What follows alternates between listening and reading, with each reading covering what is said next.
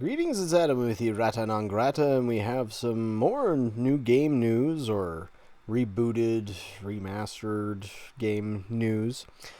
Speaking of the word reboot, I did just place an order for both the Livewire archival project and Jumping at Shadows for the Atari Jaguar. So I'll have videos on both of those sometime soon. I imagine I'll get Jumping at Shadows first since that's already available, whereas Livewire won't be available until next month sometime. But looking forward to both of those on the Jaguar. Now, for a game that I think should have been a launch title for the Jaguar to show off what it could do from a 3D perspective, is a game that I don't think is it's not super well known amongst even Atarians, certainly not amongst your general gaming public. If they hear the term iRobot, they'd probably be thinking of the Isaac Asimov story or the Will Smith movie based on that Isaac Asimov story. But not many know that Atari released a game called iRobot, which had nothing to do with the Asimov story, back in June 1984. In fact, for any trivia nerds out there, like myself, iRobot is the very last game released under the Atari Inc. umbrella. So the company that existed from when Nolan Bushnell and Ted Dabney founded it at the end of 1972, all the way up until Warner Communications sold it to the Trammell family in June 1984. This game actually was released to arcades and only in arcades, never received any sort of console port. They released it in June 1984. And so since it had already basically been in production at Atari's facilities, that's why it still carried just the regular Atari Incorporated name. And then that's when we had the schism where you had Atari Games after that and Atari Corporation under the Trammell family. But the iRobot was included with the IP purchase that the Trammells got. It was designed by Dave Theurer, who had designed Missile Command and Tempest as well. If I'm recalling correctly, iRobot was the last game he might have done, but again, I can't remember 100% for certain. But this was a revolutionary game in that, as you can tell here from this, put some video that I'll capture from the Atari 50th Anniversary Collection. iRobot was a game that featured full solid 3D polygons. So unlike all the vector games like Tempest or Battlezone and such, which used wireframe vector graphics, this used actual 3D polygons. And it was the most extensive use of 3D polygons that had been used up until that point. Now, as I was been doing research on my arcade history book, I found out that there was one arcade game that actually beat it to the punch that used 3D polygons. That's a game by an ex-Atari employee called Cube Quest. He went and founded a company called Simutrek and was jumping on board the Laserdisc bandwagon after Dragon's Lair had started that very temporary fire. And they did get the game out, I think, just a month or two before iRobot launched. However, it's not, the use of 3D in that game is nowhere near as extensive as what iRobot does, and like pretty much all the graphics except for the UI was done using polygons, whereas in Cube Quest, if I'm recalling correctly, it was just the player ship that was a 3D object. I can't recall for certain. It's a super rare game. I don't even know if they made more than 50 of them. But like all the backgrounds are handled by Laserdisc, and I think all the enemies are just 2D sprites and they're scaling and such. Now it might have done some of the enemy objects or all the enemy objects in 3D, but still, how many polygons are being thrown around on the screen versus what iRobot does, completely different. And so this was the first significant 3D game that came out there. And also, I think you could argue that it was the first 3D platformer as well, because that's really what the game is. And the gameplay, it's kind of like Bounty Bob Strikes Back. Sometimes I've heard people call it Pac-Man, but Bounty Bob Strikes Back is closer, because you're moving your robot 1984 around the playfield, and you just have to move him over the red blocks and turning them blue. And then once you're done, you get over to the final platform, and then you blast the Big Brother eye, and then you go into a bonus round. You also have a ray gun, laser gun, to shoot things, enemy objects, and other obstacles that you come across. But the goal of each level is to get rid of all the red blocks and replace them with blue. Now, the one major mechanic in there, like if you watch the attract mode for iRobot, you'll see that it says the law, no jumping. So you automatically jump if you push the joystick, which actually was an analog joystick, was a Hall effect analog joystick. So that was something way ahead of its time, compared to, there's not all, you can get Hall effect joysticks for your modern consoles in the thumbsticks, and it uses magnets as opposed to a potentiometer or something along those lines, making it not have things like Joy-Con drift and such. But it used a arcade style Hall effect joystick. But anyways, you'd push the joystick over. If you were on, say like on this photo here, it would just automatically jump if you push left or right, if there was a gap. And so you didn't have to push the jump button to do that. But if you were in the air and the Big Brother eye opened, then he would zap you and you would die.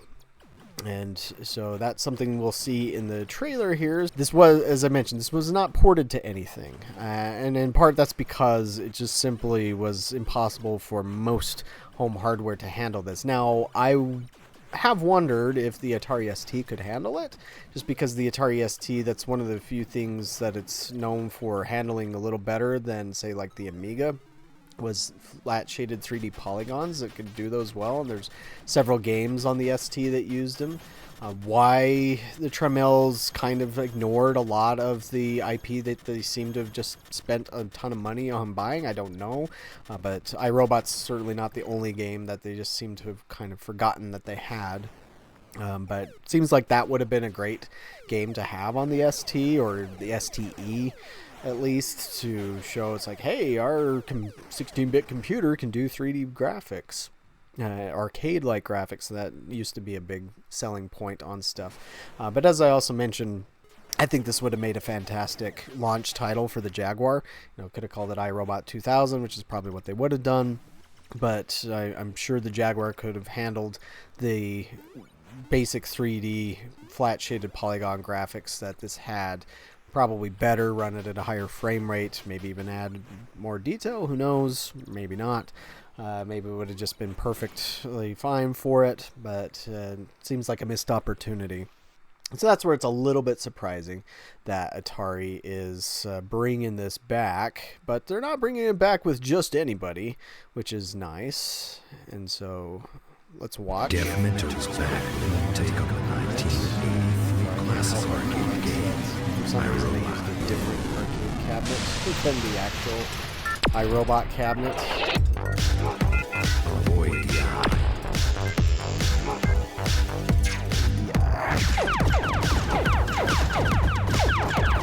Avoid the eye. Try to refrain from the eye. Turn to the grid.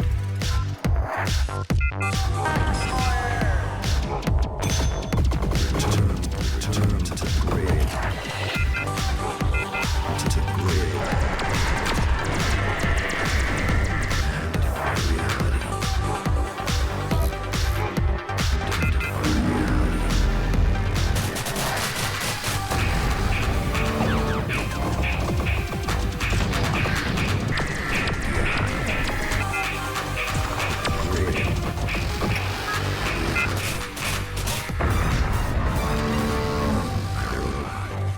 Coming to everything except for Coming arcades.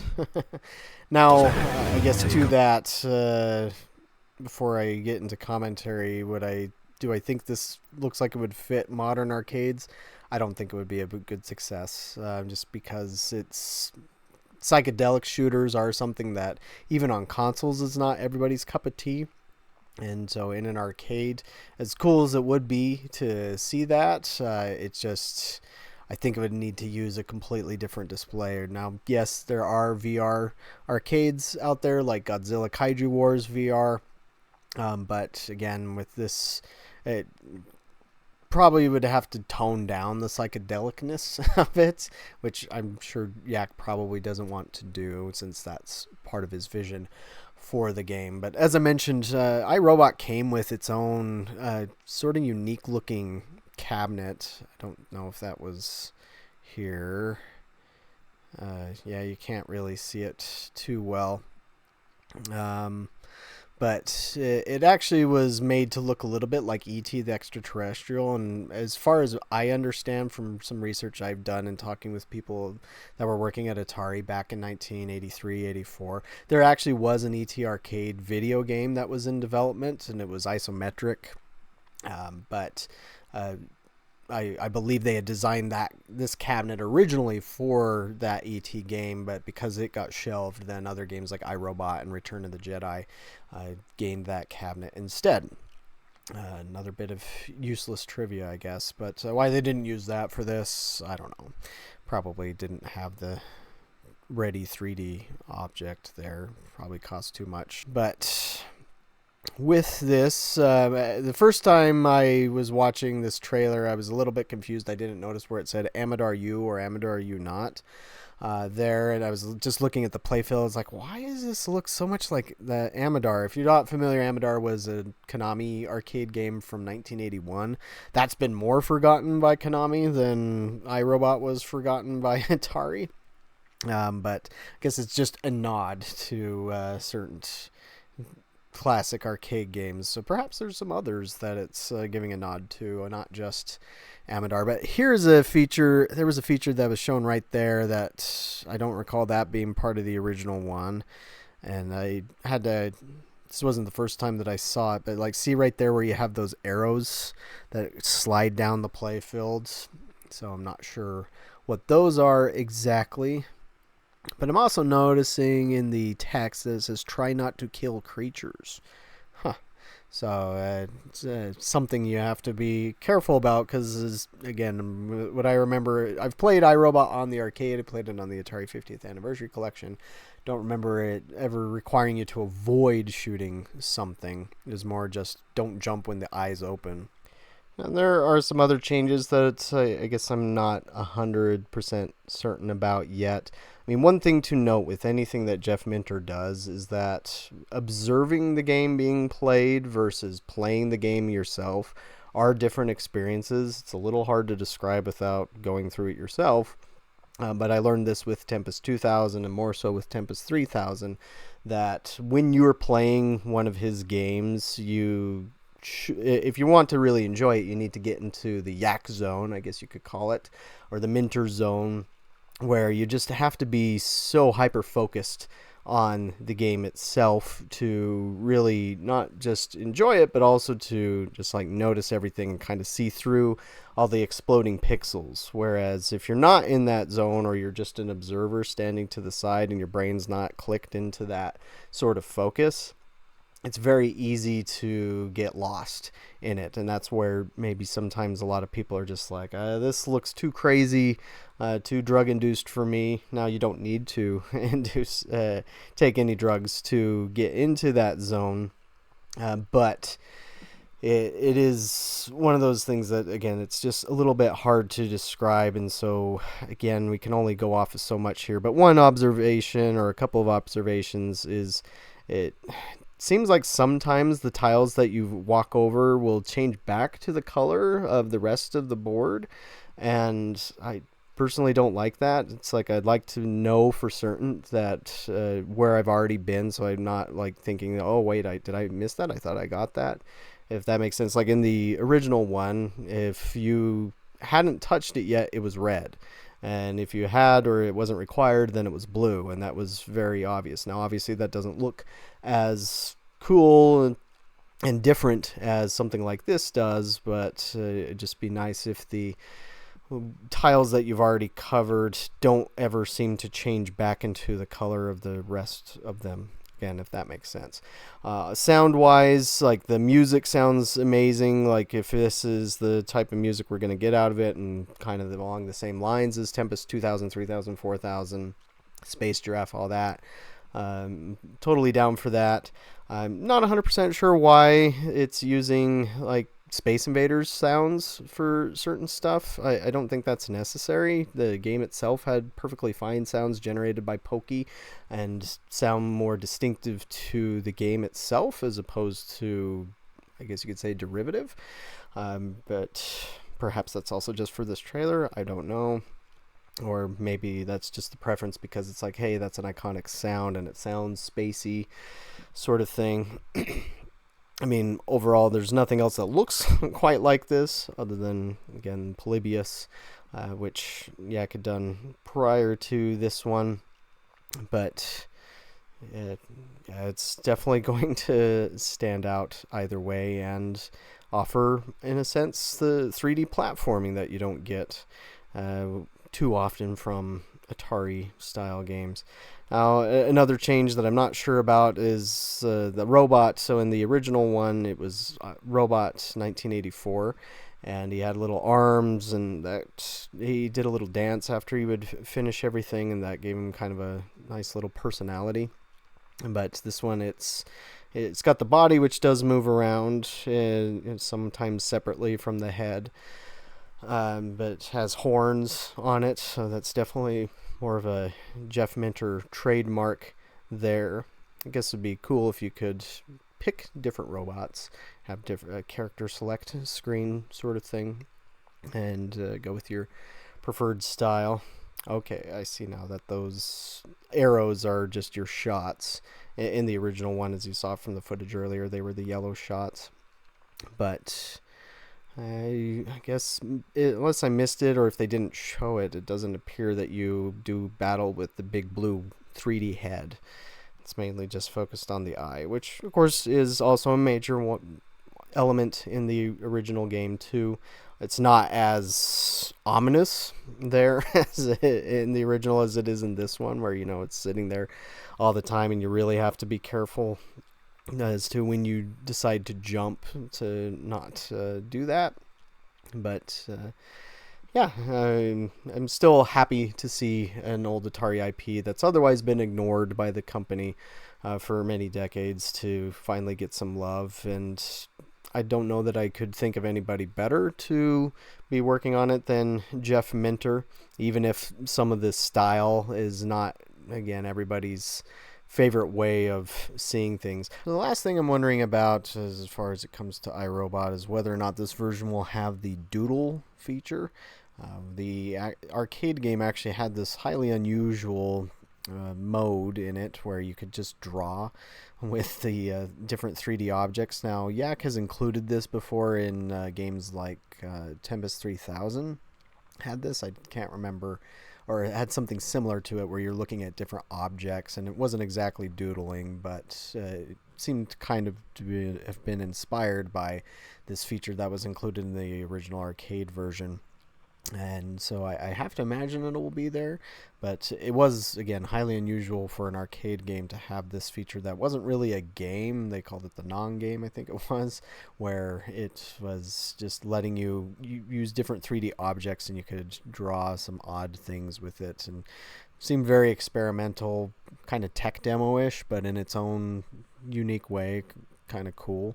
And that would be interesting to see, especially if this game was doing anything that was really pushing the hardware and again, a tech demo way for any tech demo nerds out there. But yeah, that covers what we know about iRobot so far. Let me know what you think about it in the comments below, and if this is one that's on your list of things to get or not. And we'll catch you on the next video.